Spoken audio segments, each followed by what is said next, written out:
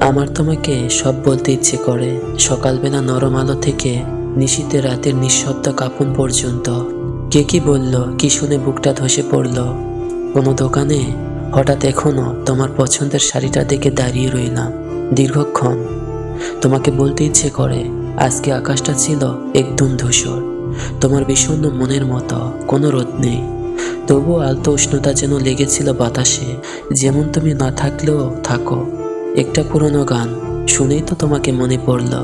না, পুরোটা না, শুধু একটা লাইন যেখানে বলা ছিল চলে যায় যদি কেউ বাঁধন ছেড়ে।